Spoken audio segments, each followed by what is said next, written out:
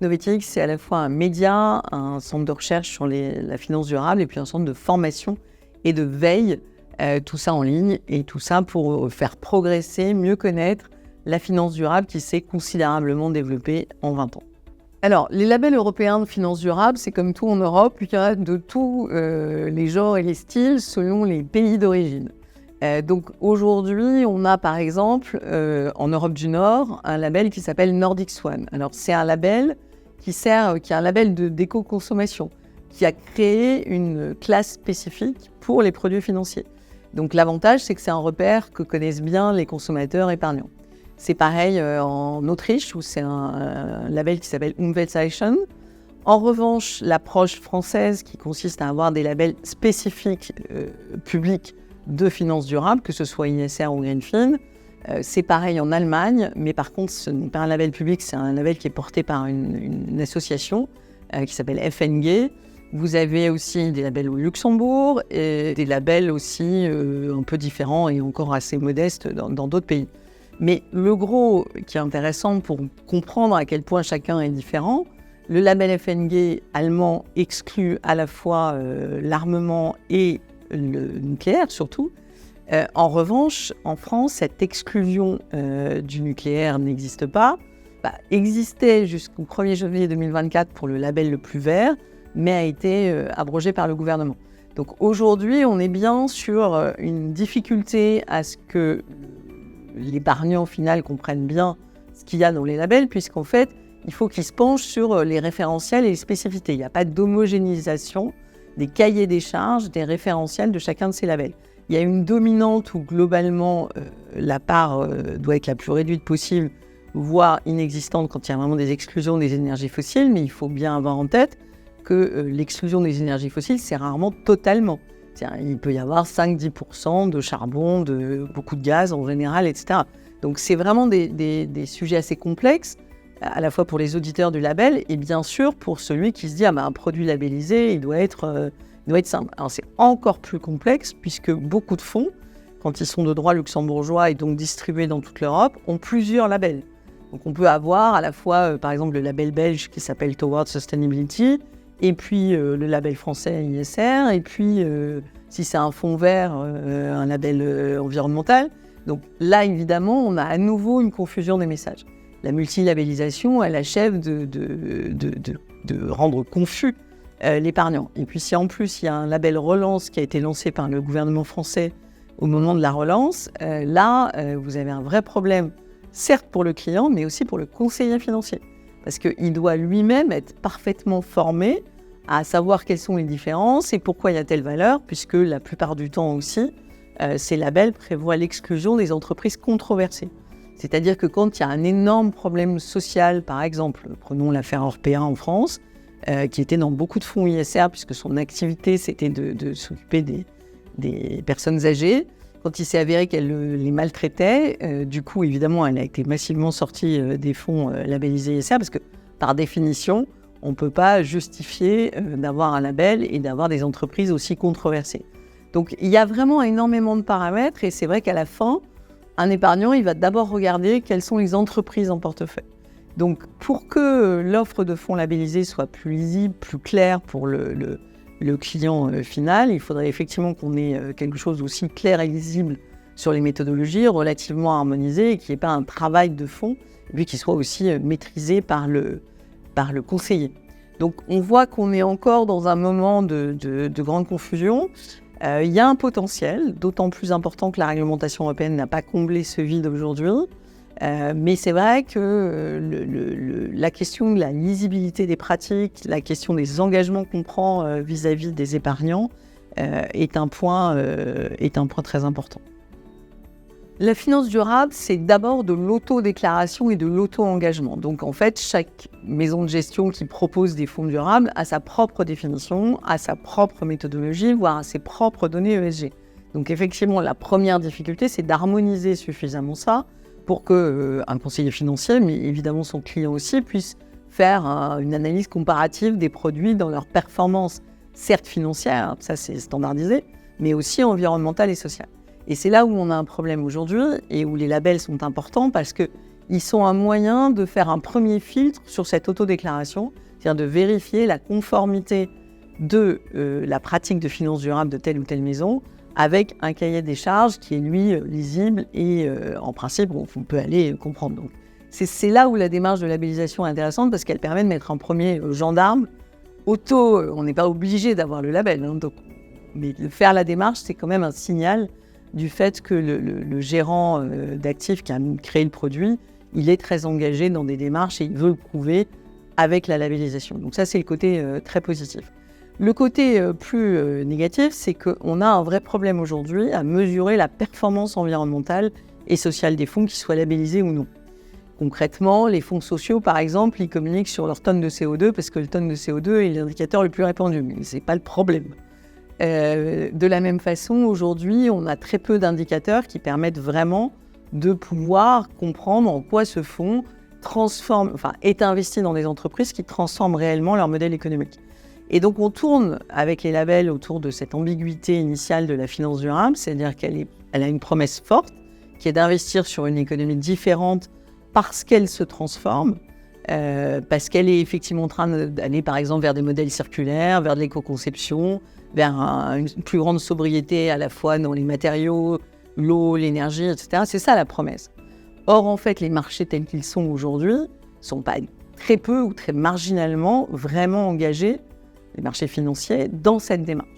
Et donc, on tourne autour de ça et le symbole de cet échec, c'est celui du projet de label, d'écolabel européen, qui faisait partie de toute la démarche lancée en 2018 par la Commission européenne. L'idée, c'était de se dire, harmonisons la logique de label, créons un écolabel avec la petite fleur que vous connaissez européenne, qu'il y a aujourd'hui sur les lessives et sur un tas d'autres produits.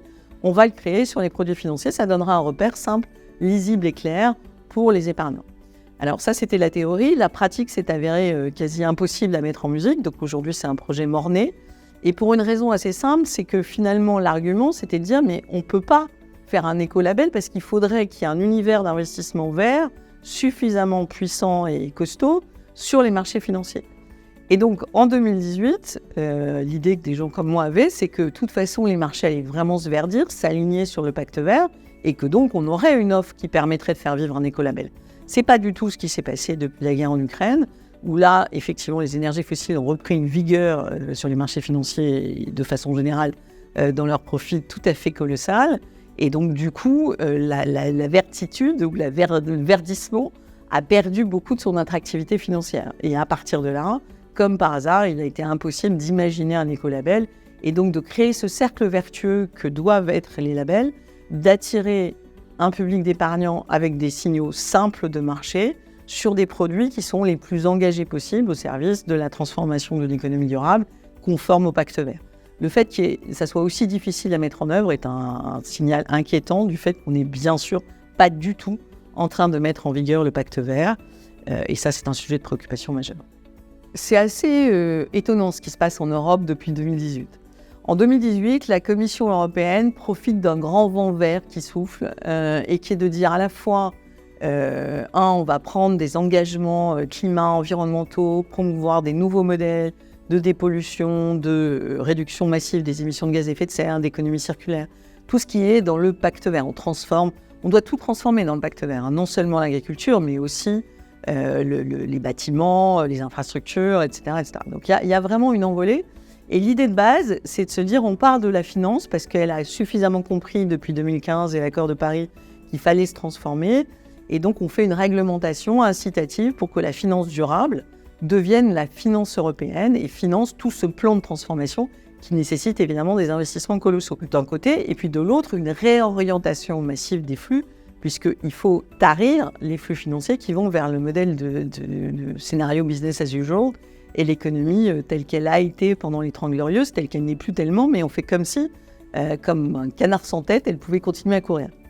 Et en gros, on a vraiment cru de 2018 à 2020, à l'adoption du Green Deal, du plan de relance, etc., qu'il y avait une solidification autour de ce projet européen de Green Deal. La difficulté, c'est qu'en fait, il n'y a vraiment jamais eu de portage politique par les dirigeants européens qui ont plutôt saboté pierre après pierre l'ensemble de ce dispositif, puisque c'est la Commission qui l'avait décidé, qu'elle n'a pas de pouvoir dans les pays, il y a deux instances qui sont le Parlement d'un côté et le Conseil de l'Europe, où sont d'un côté les États membres et de l'autre les députés européens qui, eux, se sont employés assez massivement dans la version PPE et extrême droite alliée à détruire le Green Deal avant même qu'il soit réellement entré en vigueur. Et donc à saper la taxonomie qui pouvait servir de base à un écolabel, etc., etc. Donc on est aujourd'hui en 2024 dans la phase où tout ça a été détricoté. Et le rapport de force qui aurait dû s'instaurer autour des élections, qui s'est cristallisé finalement sur le Green Deal, mais dans son mauvais côté, c'est-à-dire haro sur le Green Deal. Donc aujourd'hui, la bataille qui se livre au sein de l'Europe, c'est est-ce que les citoyens vont pousser suffisamment pour dire que le Green Deal, c'est leur gage de survie et qu'il faudrait quand même donc le mettre en œuvre, et qu'ils vont pousser suffisamment dans les élections. Il est clair que les élections nationales de ces derniers temps sont plutôt en faveur de ceux qui crient « haro sur le Green Deal », mais juste pour gagner un peu de temps. Parce que finalement, qu'est-ce qui est en train de se passer ? L'économie européenne, comme toutes les autres économies, elle souffre déjà maintenant des effets du changement climatique, de la destruction de la biodiversité, des problématiques d'eau, qu'elles soient polluées ou qu'elles viennent à manquer. Ça, c'est une réalité à laquelle l'économie est confrontée. Alors, on peut se dire, ce qui est le cas en ce moment, soit l'économie financiarisée, en fait, elle est tellement abstraite qu'elle peut continuer à courir, elle aussi, comme un canard sans tête, à des sommets absolument délirants, mais la réalité économique et sociale et environnementale auxquelles sont confrontés les acteurs, quels qu'ils soient, elle pose des problèmes ici et maintenant, que la finance durable, dans toutes ses dynamiques, dans ses capacités d'analyse ESG, et encore plus quand elles sont appliquées sur des fonds labellisés assez exigeants, elle permet de montrer qu'il y a des alternatives, qu'elles peuvent trouver des financements, et que c'est celles-là qui seront en fait non seulement résilientes, mais aussi prospères dans 10 ou 20 ans. Et c'est cette histoire-là qu'ont inventé les labels de finance durable, et c'est cette histoire-là qui est très difficile de raconter en 2024. Mais le monde ne va pas s'arrêter en 2024, donc très clairement, petit à petit, plus cette réalité va prendre de l'ampleur, plus il va falloir faire avec. Et faire avec, ça voudrait quand même dire prendre racine dans ce qu'est l'analyse ESG, dans ce qu'est la finance durable, parce qu'elle a quand même inventé des modèles pour financer une économie durable. C'est ça qui est important de retenir. Le message important que porte la finance durable, c'est finalement que dans tout ce qui a été développé depuis 20 ans, à la fois sur l'analyse, sur des critères ESG, les réglementations nouvelles qui permettent quand même d'harmoniser la façon dont les entreprises communiquent sur leurs impacts environnementaux et sociaux.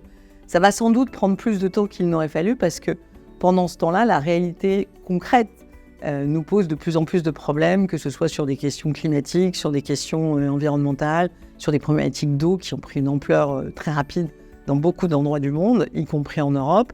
Donc tout ça aujourd'hui, c'est une réalité à laquelle il faut se colter et sur laquelle les marchés financiers semblent en faire totalement abstraction puisqu'ils continuent à des sommets absolument invraisemblables, alors que dans la réalité économique, environnementale et sociale de la plupart des pays européens, ça ne va pas bien du tout. Donc ce qui est intéressant en regardant plus près la finance durable, la partie la plus exigeante, c'est qu'à la fin, c'est quand même elle qui doit gagner, c'est-à-dire normalement, elle sélectionne des entreprises qui vont être durables et résilientes à toutes les crises qu'on est en train de traverser en ce moment et qui sont en plus, chacune aggrave, il y a un effet cocktail, chaque crise aggrave l'autre crise. Et donc aujourd'hui, on est dans un maelstrom de crise qui est une réalité à laquelle tout le monde est confronté, et bien évidemment les entreprises comme les autres, et bien évidemment au principe leurs actionnaires comme les autres. Et on est un peu dans un dernier moment d'un vieux monde qui ne veut pas mourir et qui cherche à tout prix à défendre son modèle parce qu'il a eu marché pendant les 30 Glorieuses, mais c'était il y a plus de 40 ans.